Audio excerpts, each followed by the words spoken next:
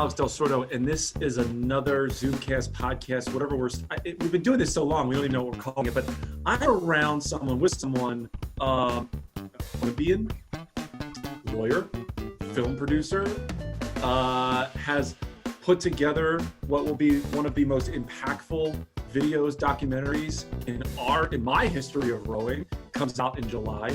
I'm with Mary Mazzio, and I get chills just saying her name because I'm so excited about where this is headed. Alex, I'm going to remember that line and just share that with my husband. Share it away. Mary, I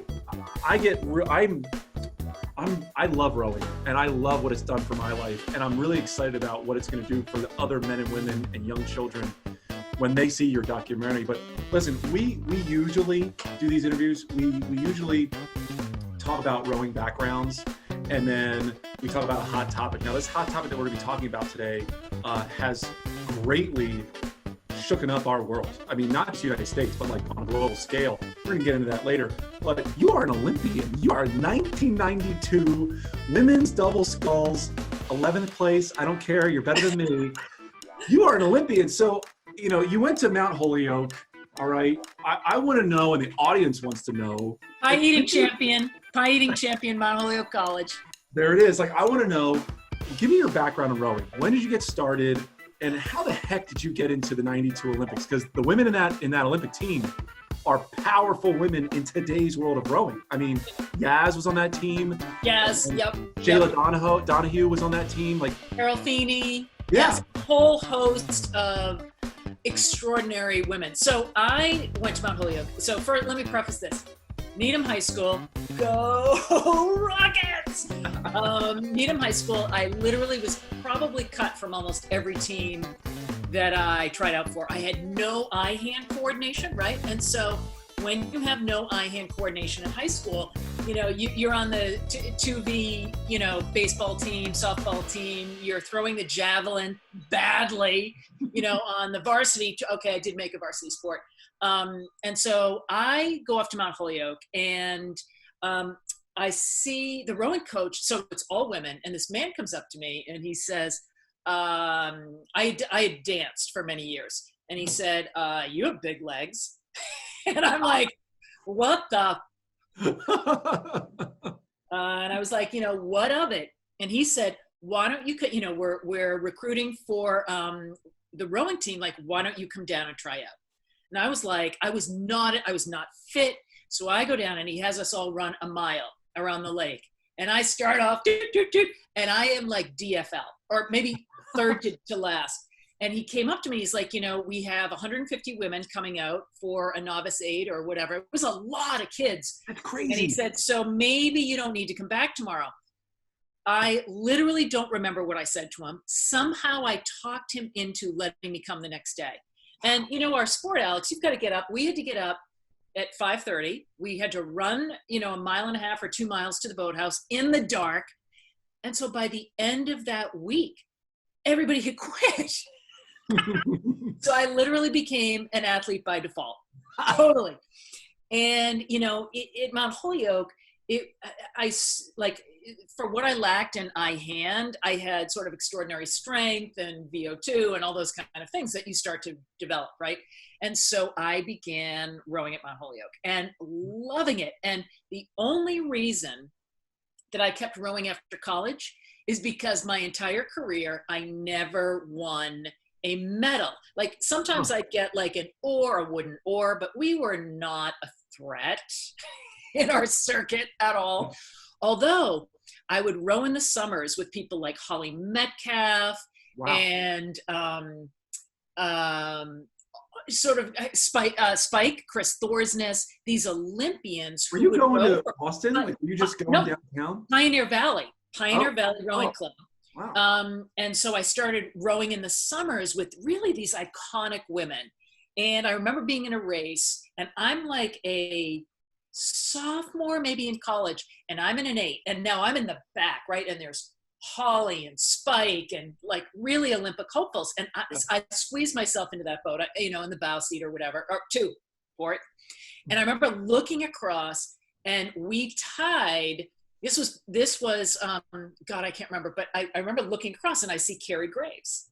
And I'm like, we've just hung with a boat with Carrie Graves. So for those of you who don't know, right? She's like she was the most powerful kind of 3-time Olympian, statuesque. We all thought she was like 7 feet, 8 feet tall, right? Like that's how she appeared to us. And I was like, wow, this is really interesting. And so I never got invited to a heavyweight camp, much as I would try, and began sculling. And that is really, I went to law school. Actually, sorry, let me step back. Because of Pioneer Valley, I was invited to my first U.S. team, not as a heavyweight, but as a lightweight. And so I went. So what year is all of this happening? Do you really have to ask that? I have to. I'm sorry. I got to. This is the 80s, baby. This is the 80s. So I rowed for Bob Gillette and Andy Anderson in a women's lightweight 8. I remember my nickname from that summer. Nobody else remembers my nickname, which was The Force. Oh, okay. That did not stick, and I'm still, you can tell I'm still bearing the scars of that today. I sort of got introduced to the U.S. system, and I was headed off to law school. Mm-hmm. And I chose my law school on the basis of, okay, there was a rowing community there, right? And ultimately, I went to Georgetown Law School, and I was fortunate to live in France for a year. I got this fellowship. Wow. And I wasn't sculling, right? But I was still working out. And I remember walking past this boat club in Bordeaux. And, you know, I was alone. I was not with an expat community, and knocked on the door, and they let me in. And I started sculling. And by the way, sculling very badly, right? You're a novice. And I began sculling. And then I came back to the US to finish law school. And I just started sculling. And I was like, we'll see where this goes. And ended up being the single for the World University Games, right? Like the 3V of national teams. And then I got another fellowship. This was in 1988 at that time. And I was like, okay, I could really do I go for the 88 team? What are my chances? Probably slim to none. So I went to Korea, where I coached the Olympic development team in just like this weird, you know, and hilarious side note, I end up competing in the Korean Olympic trials as an American. No, it gets better. So there is a concept, and it's very serious about losing face. And I had some friends who were Korean that were sitting in the stands, and I'm like edging ahead of the national champion, and I actually end up defeating, and I have the medal to prove it, the national champion, which had I been Korean, I would have represented Korea in the games. And apparently everyone in the stands were like, she's rude. Doesn't she, that's rude, right? And I didn't realize that the concept of saving face extended really that profoundly. That was a lesson to me. So I'm like, doo-doo-doo. They put a huge medal around me, and I had no idea how obnoxious I was that day. I gotta stop you. I have to take a breath. Like, this is crazy. You're telling me Mount Holyoke, you go to Georgetown Law School, which I'm assuming you're rowing out of Potomac, which is right there, like at the river, or TBC, like whatever the two. And you just casually throw in that you were in Bordeaux at a rowing club, and you learn how to scull, and now you're in Korea. Like, I am trying to map out your journey here, and like, you're all over the place. It's peripatetic. And no, you know what it is? It is, my mother always said, and I'm a firm believer in this. She's like, you know, Mary, whenever the bus comes, you're there. Right? So it's like, you know, sometimes luck will show up and you just have to go with it, and just, you know, hold your breath. And if it's scary, you still do it anyways. So in any event, bringing us fast forward, I come back to Boston, and I really start training in earnest in the single, and there's no hiding in the single. And in the beginning, I was very inconsistent, sometimes lightning fast, other times dog slow. And my first movie came about because one of the women that I trained with at Boston Rowing Center, BRC, was a woman by the name of Chris Ernst. She was a 3-time Olympian and had caused this great outcry at Yale University over unequal treatment of women when she had been there. And so my very first movie was actually about what Chris Ernst did at Yale University, which was kind of shocked many institutions into understanding what Title IX was. But in my own career, Chris said to me, I remember, I would get cut and cut and cut and cut and cut. And back in those days, you get invited to camp and then a list goes up, right? You get day one, the yellow sheet, and everybody runs up to the list and looks at it. Oh, shit, I'm going home. And I was always on that first level. Shit, I'm home. And over the years, right, I'd be like, okay, maybe I'm not on the first cut list. Maybe I'm not on the second cut list. Okay, here it comes. And this was 2 years before the games. And I remember one of the coaches said to me, Mary, we think you have funny stories at dinner. We like your tights. You wear pink tights, right? But we don't think you're big enough, tough enough. We just don't really think you have what it takes. Like, you're spending a lot of time. You're a young lawyer. Like, you should really rethink this. And I remember thinking about it, and I said to Chris Ernst at the time, I was sort of a rookie at this point on the scene, and she was a veteran. And I said, Chrissy, she said, you're back. Did you get cut? And I'm like, yeah, again. and she said, well, let's go work out, suit up. And I'm like, I think I'm going to clear out my locker at BRC. And she's like, what? She's like, first of all, you are so fast and so talented, and until you believe it, it's not going to happen for you, right? And I said to her, I was like, really? And the second thing she said to me was literally life-changing. She said, how come every time you lose, every time you get cut, you have an excuse? Whoa. And I said, I don't have an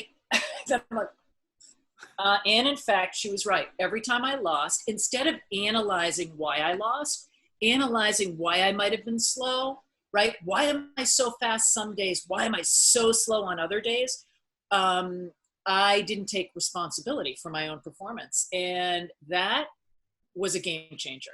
So I looked at her. She's like, suit up.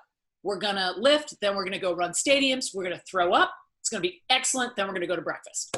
And that's exactly what we did. And 2 years, right? And so in the space of a year, I began getting really focused. I went to a sports psychologist because I was so distracted and distractible, and learned to just, like, you are there, you are racing in the moment. What does that mean? You're not looking around, where's she, where am I in this equation? And so my performances, boom, just like that, right? Just dramatically escalated with both mental training. There was a coach that came into town who had been working with the German team, Hartmut Buschbacher. And I was just outside the system because he was working with the sweep athletes and I was a sculler. And I remember he said to me, I am going to create customized workouts for you. You are a fighter, but you have a really shitty aerobic base. And the only way you're going to make it is if you beef up your aerobic base. You basically have to do every workout that I give you. So I'm out there on the Charles, with the bungee wrapped around my single, just, and that kind of training coupled with the sports psychology aspect was honestly transformative. So, then you catapult up and, you're at a point where they kind of have to take you right on the team and to the games. But the most extraordinary piece out of all of that experience is not that I was a member of the team or went to the Olympic Games, which was very, very special. But what I learned in the process, which is you are capable of more, but you have to drill down, be in the moment, analyze where you are weak. Because if you don't do that, you will never be optimized. You will never be strong. And that has made me a better, not just an athlete, a better person, a better mother, like ultimately, right? And so I learned so much from what Chris probably thought was an off the cuff comment. And yeah. So this is insane. Like Hartmut, I love Hartmut Buschbacher. Great. Love that connection. But you were a lawyer, you were producing a film, and you were training at the most elite level. Like, what were you doing? Were you a lawyer by day and a rower by night? Like, what was going on? I was not producing at that point, but I was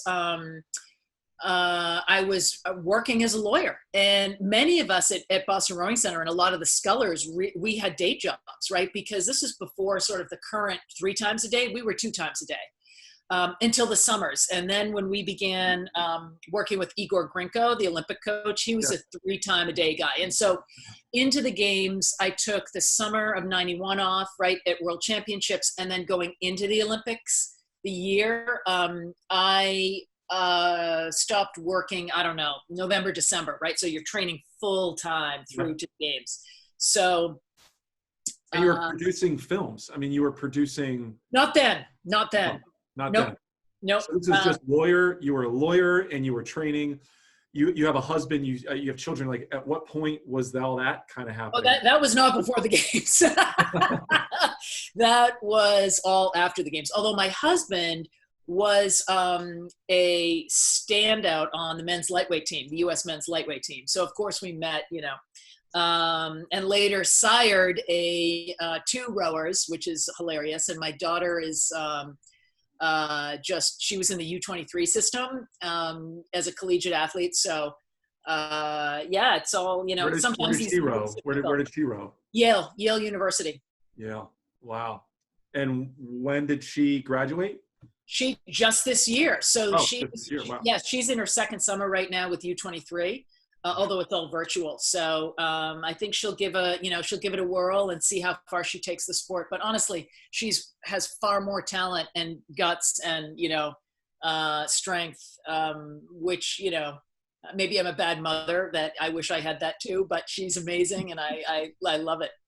Now, after the 92, I mean, I know you, most Olympians, having interviewed now 20 or 30, I call of you're Olympians, you're better than all of us at rowing. You're so modest, like rower, Olympic. Yeah, no, listen, because you say, oh, I got 11, it's not a big deal. But to be even in the Olympics is a big deal. But you got 11th. So what happens after your career there? Like, do you just hang up the oar and move on? No, interestingly enough, I thought about staying out. But, we had a coach, Igor Grinko. The workload was, it was a brutal workload. And I remember thinking to myself, boy, do I stay out? And my doubles partner at the time, Sydney Mathis, wanted to race the single, although she has come full circle because now we race together. Like we're forever and inseparably bonded. And by the way, she is polite and thoughtful and kind and quiet. And I'm like totally the opposite. So we were not friends when we raced together at the games, and what began, I mean, we have a lifelong bond that is such a special part of my life and is a ray of sunshine. And I don't say that in a really Pollyanna way, but to be able to, what are we now, 20 years out, be able to get into a boat, we shove off the dock, right? We've been rowing together since the games and we race together. It's a really special part of my life that came out of that, and with somebody that was so different from who I was, right? Like, she's so kind and thoughtful, and yet she eats nails for breakfast. She is so talented. In the following year, in 93, she was a single sculler, and she was sixth in the world, right? And it was always sort of, she was outside of the system, always, again, for her size, sort of discounted. And so she is a piece of steel. And where is she at today? So are you close? Well, we still row and race together. So we row 3 times a week at Cambridge Boat Club. And yeah, we do erg workouts, and she'll send me, she'll be like, all right, AT today. All right, AT today. Shit.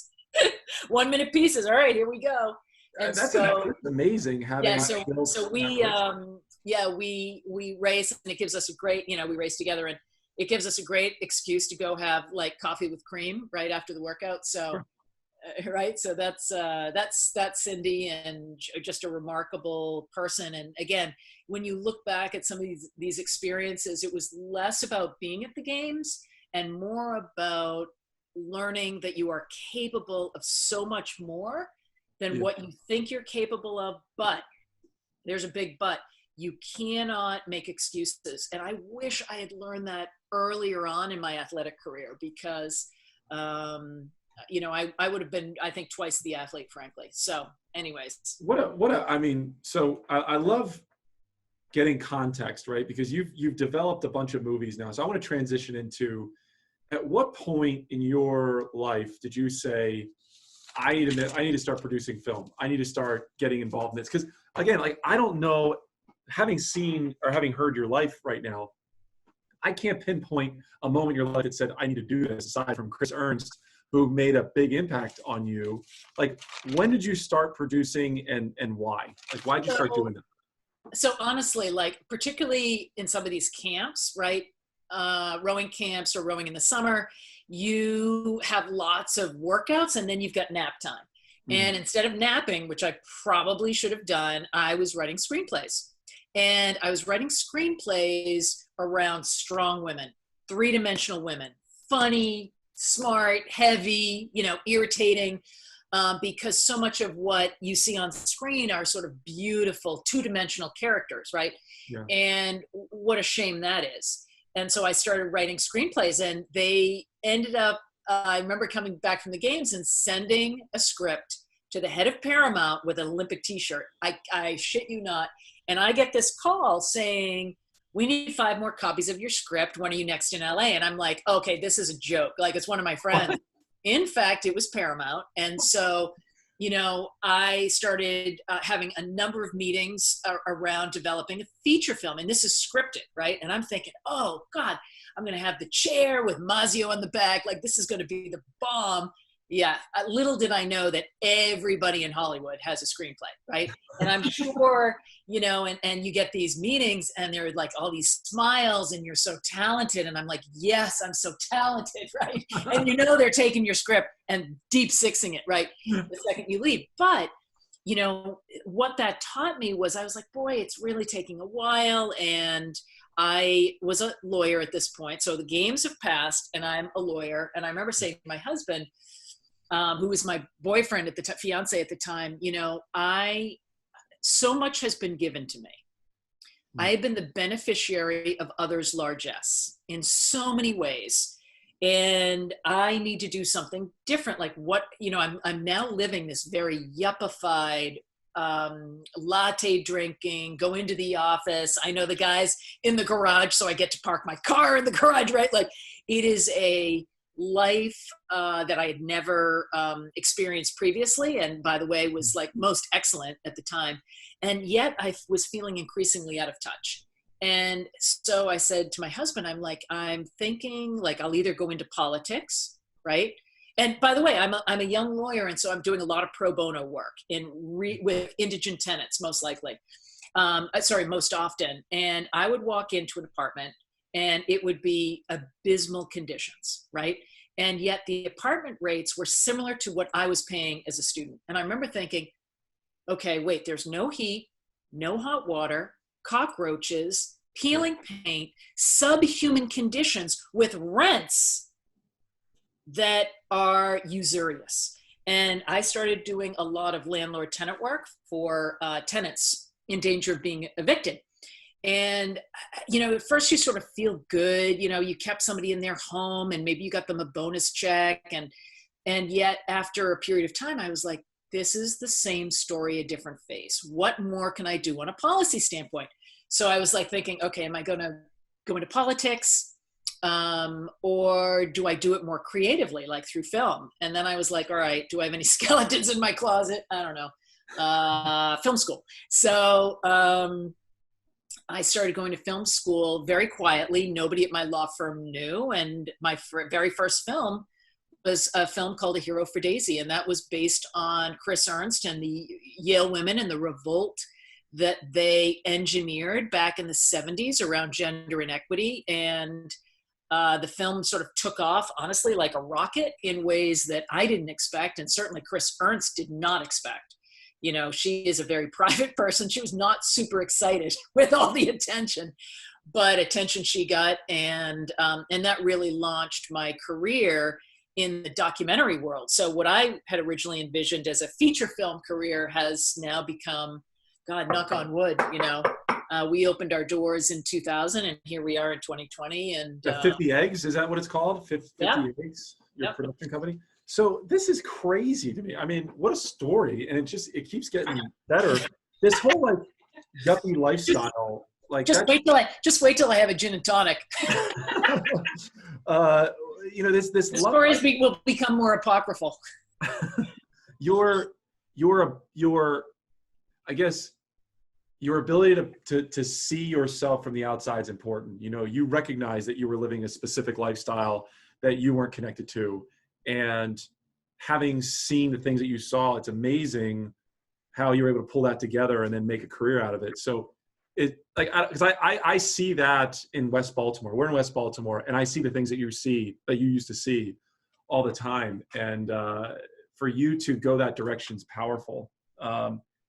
Beyond A Hero for Daisy, I mean, how walk me through that snowball effect, because you've done what, 9 movies, I guess, 9 documentaries? I mean, honestly, it has been, you know, you blink and you say, where did the lightning strike? You know, and for A Hero for Daisy, you know, that film got so much press, right? Like New York Times. And I remember thinking, I don't know how I'm ever going to, you know, it ended up airing on ESPN. I mean, of all places, right? For a women's Go Girl sort of project. And I remember thinking, I don't know how we're going to outdo this. And then ESPN said to me, we had great viewer feedback, like, let's do another. And so that led to Apple Pie, which was about athletes and their mothers. And so we had, you know, Shaquille O'Neal, Grant Hill, who is now my co-producer on A Most Beautiful Thing. He was featured in the film. And fun fact about Grant Hill, in 92, he was on the Dream Team, and we walked in with those guys. And of course, I totally knew who Grant Hill was. Of course. And he totally didn't know who any of us were. So it's just so like such a wild thing that we're now working so closely together on this new project. But in any event, you know, here we are. And Apple Pie had, you know, even more press and more attention. And that segued, and then I kind of veered out of sports for projects that were coming in that were just sort of extraordinary in terms of social impact. And so to be able to do projects, we did a project called 1098 about young people from under-resourced areas competing in a business plan competition, Harlem, Compton, all points in between. And to be invited into these neighborhoods to fully understand the structural impediments that we are seeing people talk today, and to be able to, I sort of view my job as building the scaffolding for other voices, for voices that you typically don't hear. And each one of our projects, so that was, you know, Tom Friedman wrote about that project, you know, the best film you'll ever see, or the most extraordinary, heartwarming film you'll ever see in the New York Times. And I remember thinking, boy, how are we gonna, and we, you know, we ended up doing some really extraordinary things around that movie. And I'm like, okay, how do we beat this? And then we do a story that I had been chasing around a team of undocumented teenage boys, 14, 15, 16 years old, that built an underwater robot out of, you know, sticks and clay and toothpaste, and ended up defeating MIT at this competition, right? And so I was like, okay, what an amazing project to not only showcase overcoming obstacles in the underdog, but to explore what, you know, sort of these undocumented communities. And that film, we ended up partnering with the Obama administration on that, and the film raised, you know, more than $100 million in public and private commitments. And, you know, we had an extraordinary partnership with NBC Universal and Viacom. So each one of these projects was starting to kind of have deeper and deeper impact in terms of change. And, you know, we then, I'm thinking of I Am Jane Doe, which again, this was a fortuitous project, it was about a very grim reality, sex trafficking, particularly sex trafficking online. And we dive in, and the film becomes the tipping point for bipartisan federal legislation about online responsibility. And again, you know, which by the way was opposed by Google. Our project was opposed by Google. And yet the legislation passed, and I was so proud to just be affiliated in all of these films with voices from communities that were under-resourced, disenfranchised. And it became incumbent upon me. Like, it is very clear that we have talent everywhere. And we have charisma, humor, work ethic, talent everywhere. It's access and opportunity that is not everywhere.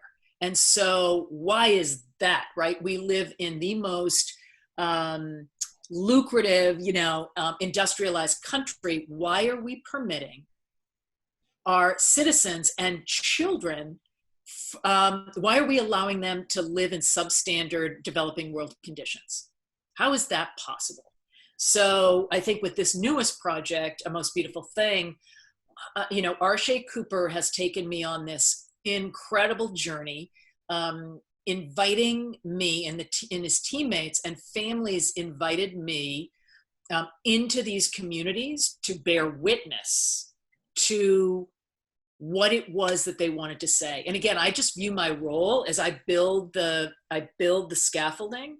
I build the bully pulpit, and then the voices of that community can ring strong and true. And Arshay's voice is profound.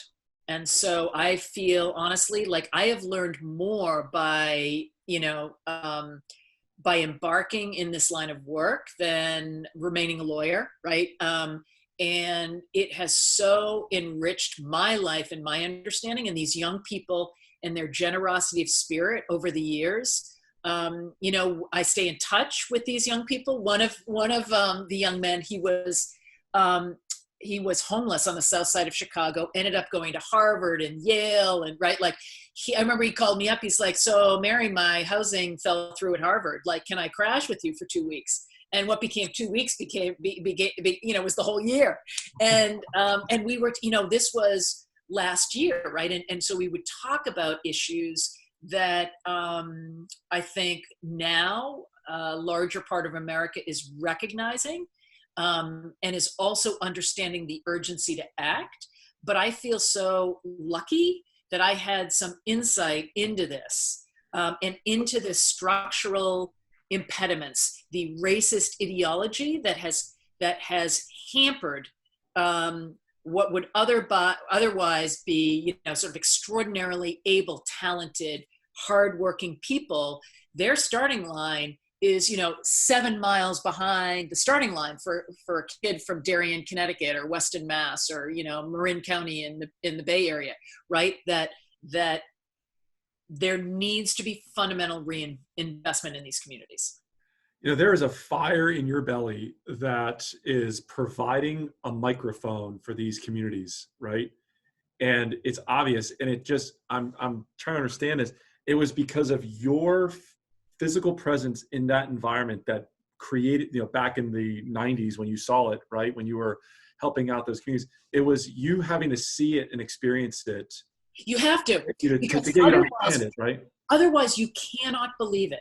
I remember I was a law student at Georgetown, and I was going into places, Anacostia and Southeast DC, and I was paying, I can't remember how much I was paying for my rent, and being blown away that these families would be paying double what I did, and they have no safety, and they're living in conditions that are shocking and shockingly inequitable. And I remember thinking, boy, there is a need for lawyers, right? Like, everybody loves to, pile on lawyers, but for me personally, I felt like I could do more, and I should. There's this, when we interviewed Arshay on Coaches Yelling, there was a moment where he said, when I saw rowing for the first time, I fell in love with it. And it was the erging in the room, and they went on the water. And I know you know the story because you built this documentary. But then we heard the same thing for Maurice Scott, who we interviewed, and he rowed the first time at Bachelor's Barge in Philadelphia. And this is an interesting dynamic. The two of them needed to see rowing with their own eyes and feel it to fall in love with it. Whereas white privileged individuals, if you want to call it that, need to see those other communities to understand and appreciate what's actually going on in those environments. So both sides need to see that those living conditions, or they need to see the sport to appreciate where they currently are or where they could be in the future. And you saw that, right? Like, well, yes, I mean, our sport has been stubbornly inaccessible, stubbornly non-diverse. And when I think about my own sort of, I never quite, especially like after college, I never felt quite welcome. Like I wasn't a Yaley, I didn't go to Harvard. And I felt, and I think rowers generally, you know, we're a unique and quirky people, right? I don't think people mean to be exclusive, but there is an exclusive air. And when Arshay talked about the healing that he experienced by rowing, which is rhythmic and healing, right? As opposed to playing football or soccer, he made such a compelling case for why our sport has to be accessible by all, right? For all of the lessons and all of the reasons we love this sport, why is it that we are, again, stubbornly undiverse? That just has to change. And Arshay's mission is, and he's got this great mission for the Olympic Games in 2028 for athletes of color, right? They want to win Not only is it incumbent upon us to share these beautiful resources and to share our sport, but you know, only good things are going to happen when we diversify our athlete pool, right? Now, not everybody's going to go on and become a national team rower or an Olympic rower, but the lessons that you and I learned through the sport are lessons that every young person, no matter where you come from or what zip code you're in, you should have that opportunity. And we, as stakeholders in the sport, need to understand how fundamentally and structurally unfair the system is and do something about it. So we've done a show on diversity. What are tangible things that we can do as a sport to broaden the diversity and open the doors more? Are there actual things that we can do? Yeah, there are a couple. And I think it's interesting because Row New York and Philly City Rowing have just put out guides for boathouses. What can you do to be more inclusive and diverse, right? There is so much more each one of us can do. Like one of the limiting factors, and Arshay is really the expert because he is traveling to communities both known and unknown, right? And certainly what we're hearing is some of the key impediments, transportation, right?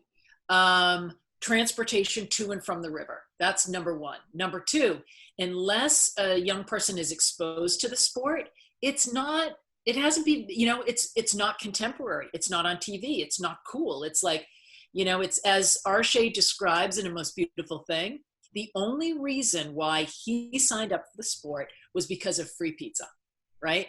His coach, Ken Alpart, had, you know, a video monitor, and Arshay and Alvin and Malcolm, they saw the monitor and they're like,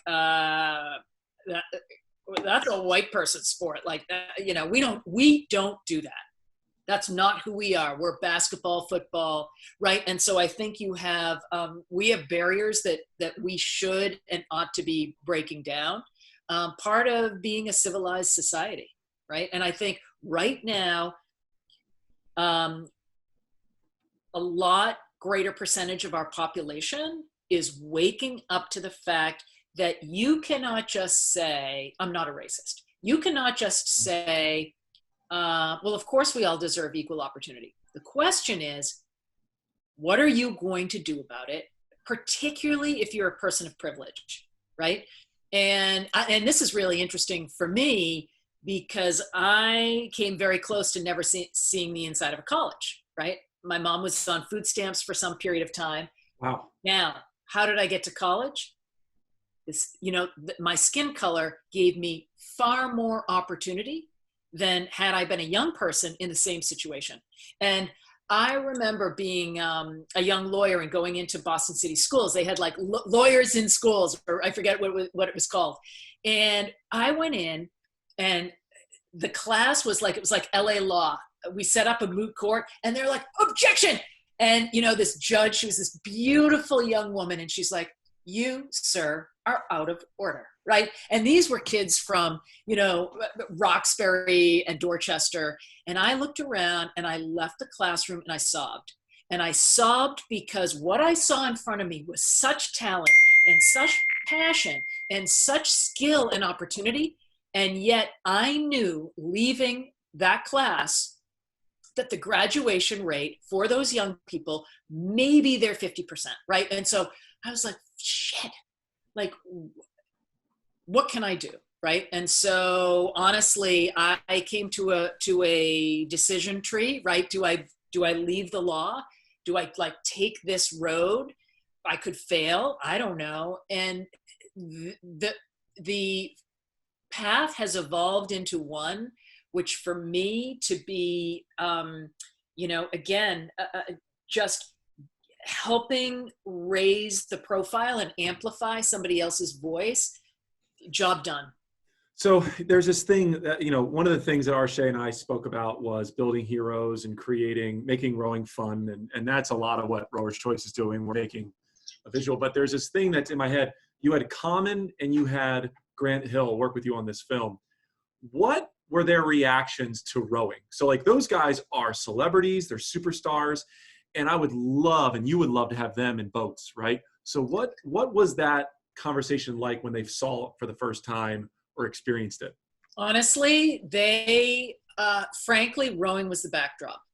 This was a positive story about young men from the west side of Chicago, right? And when you look around at the portrayal of young men, young women of color in art, in media, you see the same stereotypical tropes, vestiges of racism, right? Where those stereotypes are actually quite harmful. And here we have a project where you have young men and women, by the way, from these areas that are human and funny and flawed and articulate and who explore their relatable. They're relatable. And so it is a positive portrayal in a way that there aren't many pieces out there. I mean, there is some media, some entertainment, right, that do constitute really positive, uplifting, and when I'm saying like not after school special, right? And so both were drawn to the project, I think, because of Arshay Cooper, right? I mean, you see him in the film, you understand who he is. Arshay is a leader, as Grant Hill says, and I'll send you our press release. Grant has a quote in our press release that he has been so moved by the leadership of Arshay Cooper, and that his name is one soon everyone will know. Wow. We think about creating rowing to be bigger and better, and it's like a storytelling. Do you think that our sport, aside from this, because this is going to impact, like you said, other stereotypes in the world, like this isn't just about rowing. Do you think rowing needs a feature film to be at the highest possible level to gain more energy and exposure? That's interesting, because there are several, right? There's Boys in the Boat, which is around the corner, that George Clooney is going to, be directing. There's a movie called Swing that is coming out at some point next year. I just heard about another. Oh yeah, there's another film that Sports Illustrated Films is doing about the crew that we profiled in A Hero for Daisy, and. It was actually the first Olympic team, maybe, or first national team that film is going to be on. So I honestly don't know the answer to that. I don't know the answer to that, but certainly from an inclusion standpoint, I think our film, of course, is the story of Arshay Cooper and these young men from the West Side, and what Arshay and these young men are now doing for their community, mind-blowing. So from an exposure and exposing the sport to a wider audience beyond sort of, our typical, membership in the community, I'm really excited because Arshay is, he's a leader, he's charismatic, and he's a game changer. How has the delay in the launch affected you and the team? So we were headed to South by Southwest, right? Really prestigious opportunity to debut the film. We had some crazy early press. I mean, Brian Tallarico at Roger Ebert, Deadspin, those cool cats over at Deadspin loved the film. And we were heartbroken. We had so many events. We were supposed to be opening theatrically in March. We had so many events on the ground. Arshay was like going to be booked for the next year. However, that being said, none of us could have predicted the events of the past couple of weeks. And Arshay's message and what he has to say in this movie is as resonant as ever right now. We need his voice, we need his leadership, and we all need to do whatever the fuck he says needs to be done. We need to do it. Interesting. It's funny how the world works. Sorry, are we a profanity-free outlet? Oh God, no, please, Kurt. Well, shit, damn, fuck, whatever. I mean, I like what you're saying. I mean, this is a big moment. I think it's funny how the world works.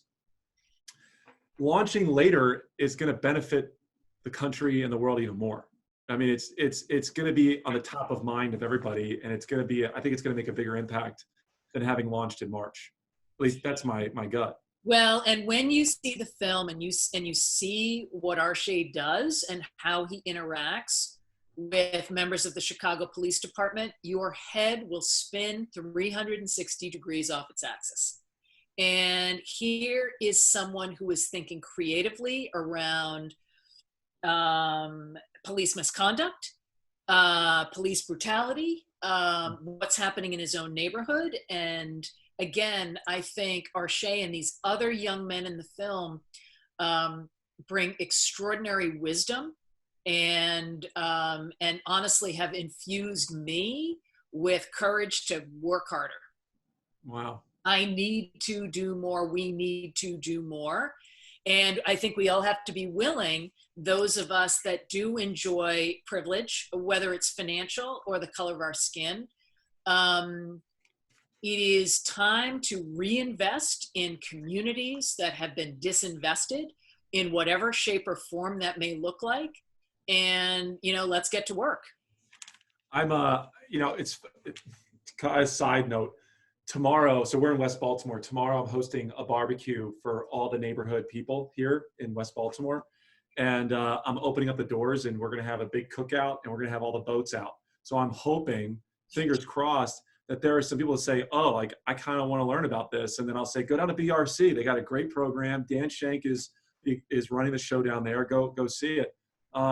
There's this thing that you said many times in this is, how do we beat this? Like, okay, we did a great job at the first film. How do we beat this one? How do we beat this one? How the heck are you beating this one? Like, is your now focus more on community-driven things, or do you already have your next project in the pipeline? Well, I've got a couple teed up that are different marginalized communities that have been underlooked and whose stories aren't out there, right? Mm-hmm. And so, again, we are going to dig in on this. So, for example, my film, I Am Jane Doe, that was an 18-month campaign that culminated not only in legislative response, shocking when you can get the left and the right together, mm-hmm. And I had a front row seat to that, which was extraordinary, but, internationally, the OECD, right, which was responsible for implementing the Marshall Plan after the war, the OECD has taken a position on the basis of our film around human rights abuses happening online and how, protecting shielding companies from all liability from harm may not serve that purpose. So to be able to use a piece of visual media and bring every relationship, talent, asset.